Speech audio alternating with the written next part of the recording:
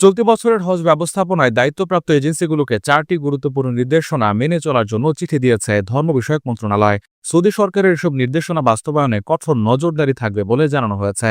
চিঠিতে বলা হয়, চাপ দেখা সাপেক্ষে আগামী 5 জুন হজ অনুষ্ঠিত হবে। ইতোমধ্যে 29 এপ্রিল থেকে শুরু হওয়া হজ ফ্লাইট চলবে 31 মে পর্যন্ত।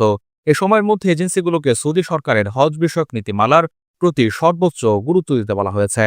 সৌদি সরকারের 4টি নির্দেশনা এসছে এরই মধ্যে। প্রথমত, নুসুক, মাসার ও হজ সিস্টেমে তথ্য প্রদান।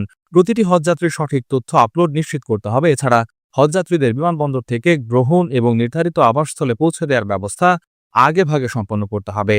এ সময় হজযাত্রীদের পবিত্র মসজিদ এবং স্থানগুলোতে প্রবেশের জন্য নুসুক আইডি কার্ড বাধ্যতামূলকভাবে পড়তে হবে। অভিজ্ঞ গাইড সংযুক্তকরণের কথাও বলা হয়েছে। প্রতিটি দলের সঙ্গে এমন একজন গাইড থাকতে হবে যিনি মক্কা ও মদিনা রুট সম্পর্কে সুপরিচিত এবং প্রয়োজনীয় সহায়তা এবং নিরাপত্তা নিশ্চিত করতে পারবেন।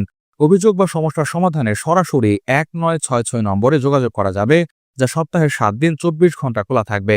চিঠিতে হজ এজেন্সিগুলোকে নির্দেশনা অতীব জরুরি হিসেবে বিবেচনা করে যথাযথভাবে অনুসরণ করতে বলা হয়েছে।